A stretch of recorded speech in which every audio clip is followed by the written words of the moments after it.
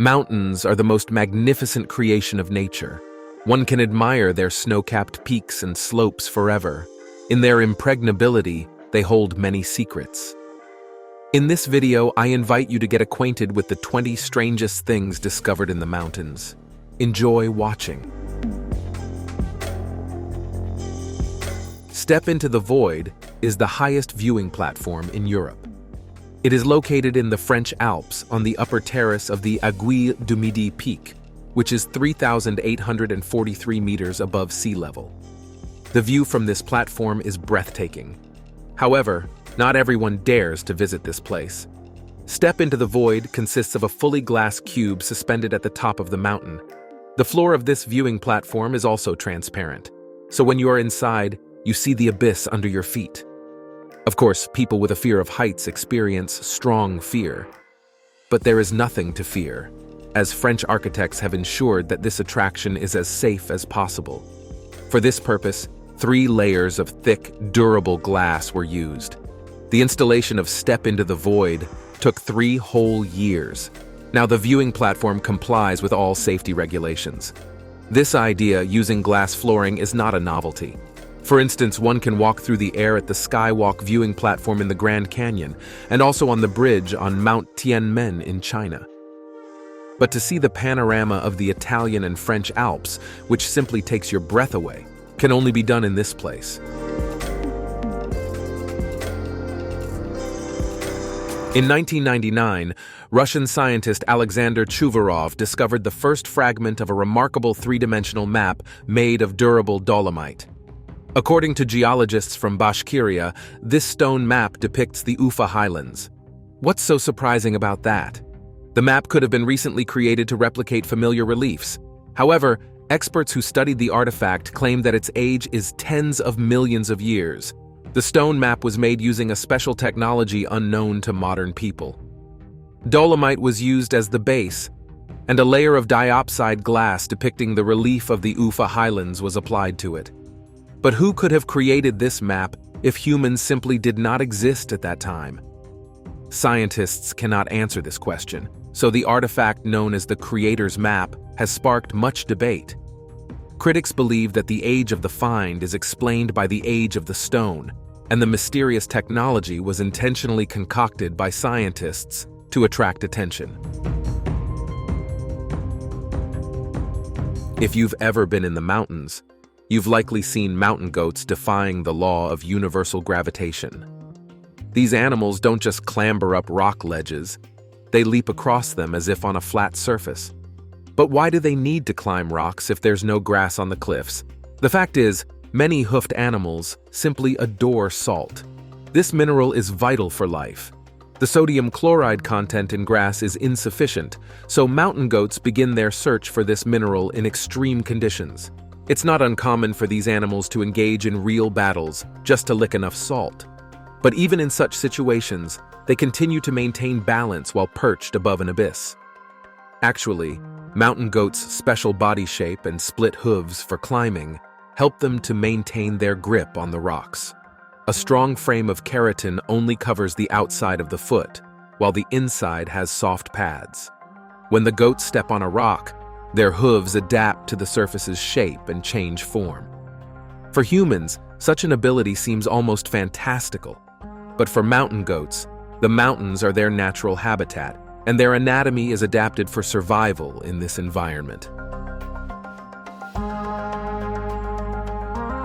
Global warming negatively affects the ecosystem in all corners of our planet, but at the same time, thanks to it, archaeologists discover new territories with the most valuable artifacts that were previously hidden under the ice. Thus, in 2020, researchers discovered a mountain pass in Levien, Norway. This place has become a real treasure trove of artifacts from the Viking era. As a result of the excavations, tools, weapons, equipment, and clothing were found here. All these items date back to the 3rd century AD. The most interesting among them were snowshoes for horses, a stick with runic symbols, an iron knife with a painted handle, and a well-preserved tunic.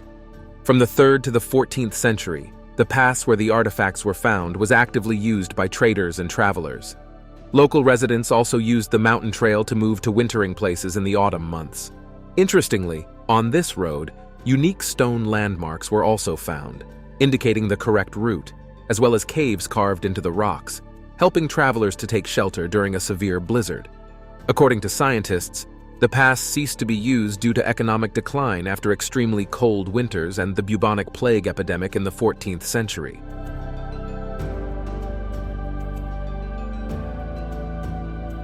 In 1949, in the Pomsky highlands of the Irkutsk region, Russian geologist Vadim Kolpakov discovered an unusual cone made of shattered limestone blocks.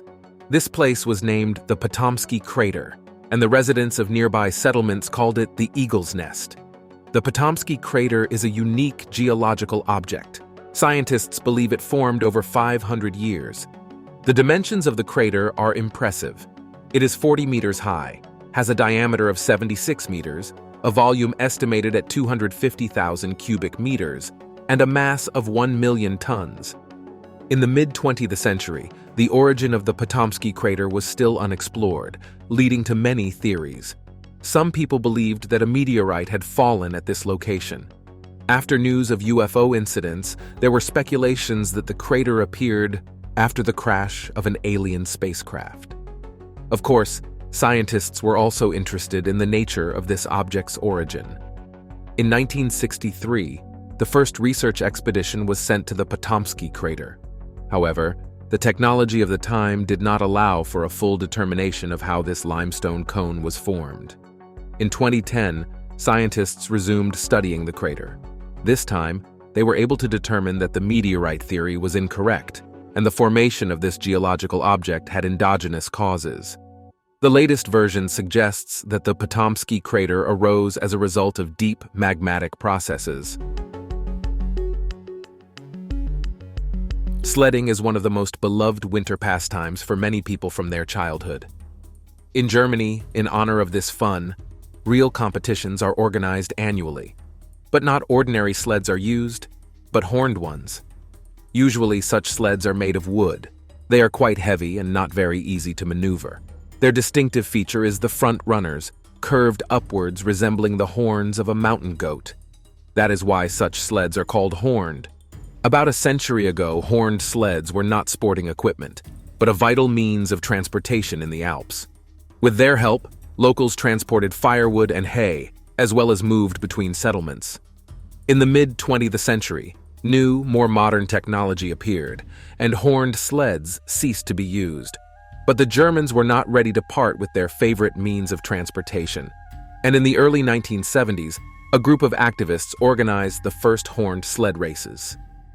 Since then, this competition has become very popular. To observe how locals race on bulky wooden sleds at great speed, many tourists come from different corners of our planet. If you thought that green boots were just footwear left by a climber on the slopes of Everest, you are mistaken. In fact, green boots is the nickname given to the corpse of a person who died in the northwestern part of the mountain at an altitude of 8,500 meters above sea level. The body in bright green footwear first became known after French climber Pierre Paperon recorded it on video in May 2001. According to him, Sherpas reported that the remains belonged to a Chinese climber who had died there 6 months earlier. However, it was later discovered that people had seen this body as early as the late 1990s.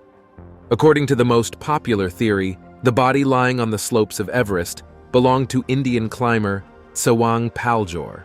He was part of a 3-person group that climbed in 1996. This assumption was supported by the fact that he was wearing bright lettuce-green Koflak boots on the day of his death. However, some sources also suggest that the remains could belong to another climber from the same group, Dorya Morup. Green boots became a sort of landmark and a marker of the 500-meter altitude. However, in 2014, climbers noticed that the body had disappeared from the slope. It's possible that someone buried it under rocks. In the small Italian town of Duino, there are the ruins of a castle built more than 10 centuries ago. This castle is associated with the mystical legend of the White Lady. Long ago in Duino, There lived a knight who fell in love with a young woman. His wife stood in the way of their union. One stormy night, he came into the bedroom, forcefully grabbed his wife, who was sitting next to their son's cradle, and threw her out of the window into the sea. As the woman fell, she prayed to the heavens for help. Apparently, the gods heard her, and instead of dying, she turned into a rock. However, her body became the rock, and her restless soul continues to wander the ruins of the castle to this day. According to local residents, many people have seen the ghost of a woman in a white nightgown wandering through the castle ruins. At this moment, a cool breeze begins to blow from the sea. There are no historical documents confirming a murder within the castle walls, but this story has been known to the residents of Duino for a long time and is passed down from generation to generation, so the legend may be based on real events. In the Norwegian mountains near the Loshadin ice patch, a tourist accidentally noticed an object protruding from the snow. It turned out to be footwear made of leather. The tourist reported his find to the organization Secret of the Ice, which searches for ancient artifacts. Through radiocarbon analysis, experts were able to determine that the sandal dates back to the 3rd century AD. In addition to the footwear, archaeologists discovered other artifacts preserved in the ice in the same area. The tourists' accidental discovery helped scientists uncover a new ancient route once used by traders, travelers, and locals. Likely, this road was always snow-covered, and people needed footwear for comfortable movement. Such sandals protected their owners' feet from the cold and injuries from sharp stones. Interestingly, such sandals were made in the Roman Empire. This led scientists to conclude that people traveling through the Scandinavian mountains interacted with the Romans and learned to make similar footwear. In the late 17th century, a French expedition comprising 300 people set out to search for gold on the Mountain of Treasures. It is said that the search was organized by Napoleon Bonaparte himself. The expedition's route passed through the Rocky Mountains in North America. The explorers set up camp a few miles from Wolf Creek Pass and began their mission. The search was conducted in the streams and channels of the Mountain of Treasures and proved successful. The French managed to discover huge gold deposits. The local Native Americans initially reacted neutrally to the explorers' actions, but later attacked the camp. Most of the expedition members died, and those who survived hid the gold and marked these places on a map. The Native Americans didn't retreat and attacked the French again. As a result of the second attack, only one person survived, the expedition's chronicler named Leblanc. When he returned to France, he made a copy of the map with the marked treasure locations and handed it over to the government, keeping the original for himself. In 1878, the French authorities decided to find the hidden gold and sent a 50-person expedition. Unfortunately, only one person returned again. He reported that all the others had been killed by Native Americans. There is a belief that the gold was actually transported to France, and that this story is a fabrication of the government. Nevertheless, some treasure hunters continue to search for the gold. For example, in 2013, an expedition led by William Ewell headed to the Mountain of Treasures, but their search was unsuccessful. This story is very convoluted, and to this day it remains unknown where Leblanc's hidden treasures are located.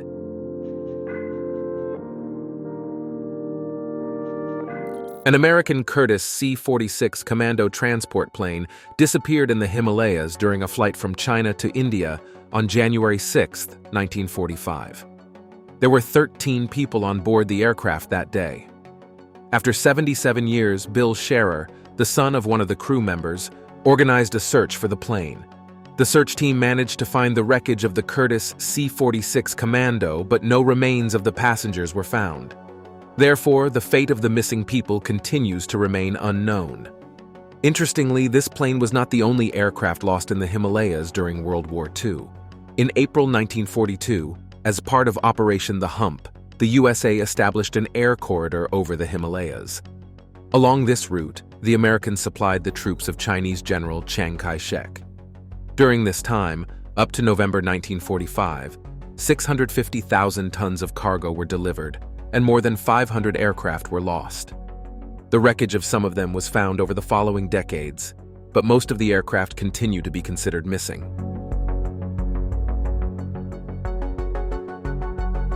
Marcelin and Francine Dumoulin were an ordinary married couple living in the Swiss village of Chandelin, raising 7 children. Marcelin worked as a shoemaker while Francine was a schoolteacher. On August 15, 1942, the couple went to the Alps to milk their cows. Since then, they were never seen again. The search for Marcelin and Francine was unsuccessful. Their children were left orphans and were adopted by other families. In 2017, during the melting of the Saint-Florent Glacier near the ski resort of Les Diablères, mummified remains of a man and a woman were discovered. DNA analysis revealed that the bodies belonged to the Dumoulins, who had disappeared 75 years earlier. Likely on that fateful day, they fell into a crevasse in the glacier and died of hypothermia. The police located their daughter, Monique, who was 86 years old at the time her parents' remains were discovered. She was overjoyed and confessed that she had always dreamed of finding her mother and father. Now she could finally bury them. In Austria, Germany, Hungary, and some other European countries, there is an amazing festival that could be considered the complete opposite of Christmas. The Krampus parade is celebrated on December 5th and 6th, and is dedicated to the image of a malevolent companion of Santa Claus from German folklore, Krampus. Krampus outwardly resembles some kind of demon from horror movies. His body is covered with fur, he has goat hooves, and horns grow out of his head. According to legend, this creature comes to naughty children, steals them, and eats them in his cave. Admittedly, it sounds very scary. But despite this, people have invented a humorous festival in honor of this character. During the celebration, men, and sometimes women, dress up as Krampus and wander the streets, scaring children. Until the 1950s, the Catholic Church forbade such festivities, but then everything changed, and now people are free to impersonate the evil demon Krampus.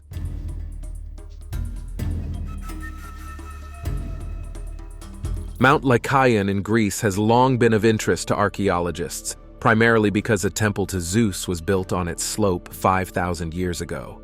Long-standing excavations in this area have led archaeologists to discover many valuable artifacts. In 2016, during further research of the area, human remains were found. Laboratory analysis determined that the skeletal fragments belonged to a teenage boy who died about 3,000 years ago. Scientists believe that the young man was sacrificed to Zeus. This is indicated by the fact that his remains were found near the altar. No one would bury the dead in such a place. Historians have long held the view that ancient Greeks performed human sacrifices at the temple site, but they had no proof. However, the discovery of the teenager's remains has made them more confident in their opinion. Mont Blanc is located in the Swiss Alps and is considered the highest point in Western Europe. Its height is 4,806 meters above sea level, but technically, it is not considered difficult to climb. Despite this, Mont Blanc is recognized as the deadliest mountain in Europe. Statistics show that about 100 people die annually while climbing. But why are there so many victims on the slopes of this mountain? Many unscrupulous travel companies present the ascent of Mont Blanc as a long, exhausting walk. Trusting the word walk, tourists buy a ticket and embark on a dangerous journey. Annually, more than 20,000 people attempt to climb this mountain. How many of them do you think are experienced climbers? Of course, the majority of people make their ascent for the first time, and some of them have never been to the mountains before. But the desire to conquer the peak is strong, especially when travel companies assure its accessibility. In reality, although Mont Blanc is not considered dangerous from a technical point of view, the ascent is not intended for inexperienced people. There, you can also encounter sudden adverse weather conditions, avalanches, and you will definitely need skills in using crampons and ice axes. Unfortunately, many tourists do not understand this and rely on the assistance of a paid guide. It is precisely because of the high influx of inexperienced aspirants wanting to conquer Mont Blanc that this summit continues to hold the title of the deadliest mountain in Western Europe.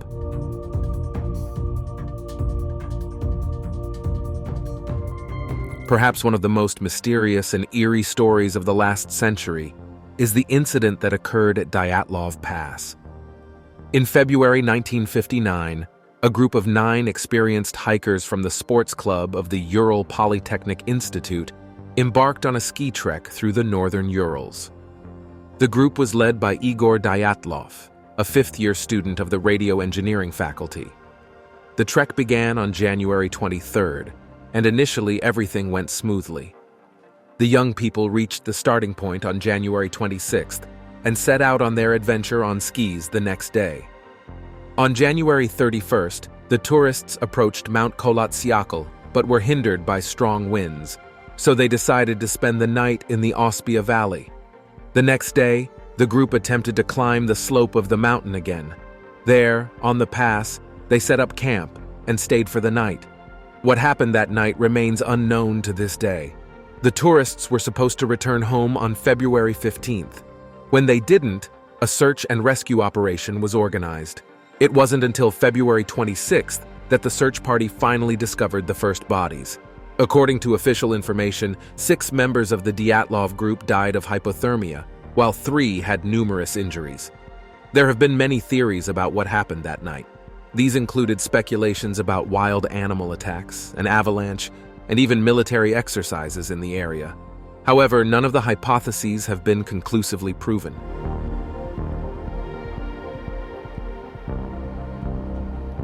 Two brothers, Cyril and Eric Rower, were climbing Mount Britzen in Switzerland. On one of the snowy slopes, they saw a cat. The animal was clearly domestic, not wild. The cat insistently followed the brothers, meowing plaintively, so the men decided to take it with them. On their way, the rowers met a group of tourists returning from the summit. The brothers handed the cat over to them so they could find its owner at the bottom. When the tourists descended the mountain, they saw a woman searching everywhere for her cat. It turns out the furry adventurer had run away from home before.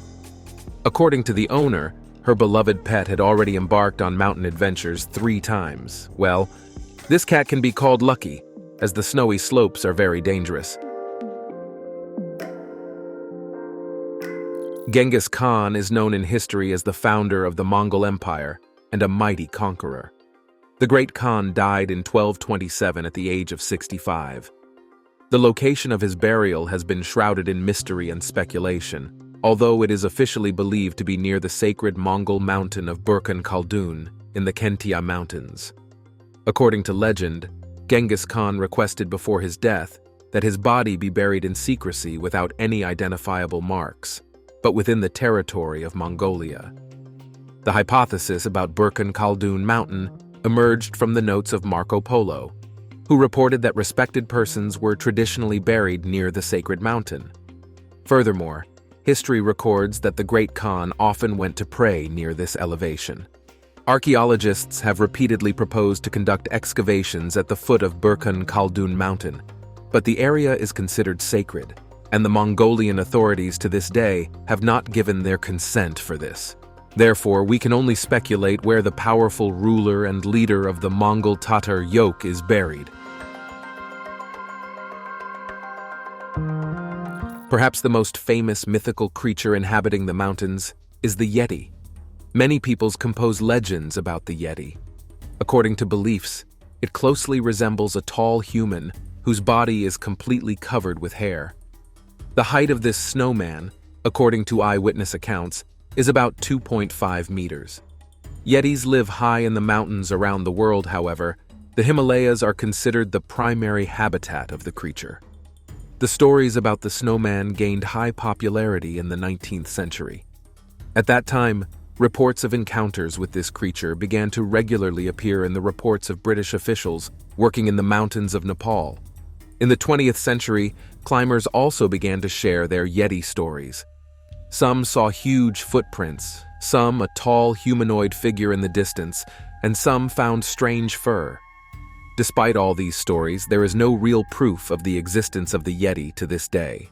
However, It is interesting to note that the indigenous people of the Himalayan mountains have long depicted a creature strongly resembling the snowman.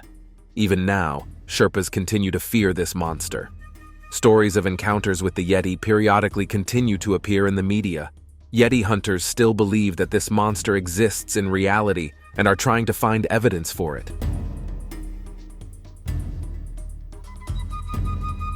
Scientists have noticed an unusual phenomenon in the French Alps.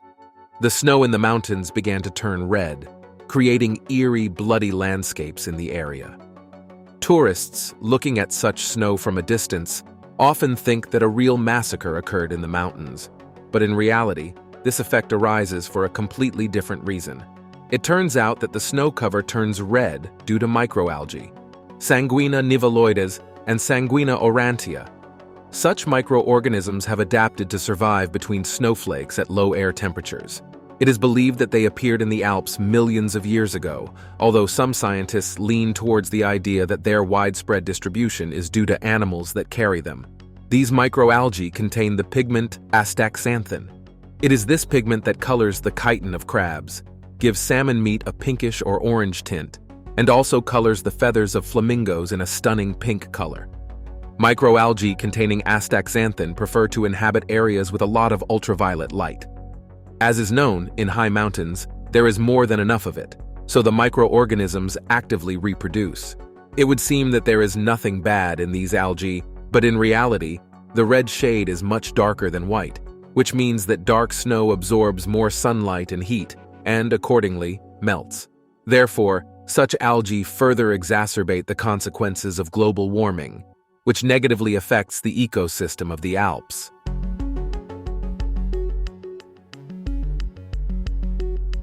And that's all from me. If you liked this video, don't forget to rate it, subscribe to the channel, and ring the bell.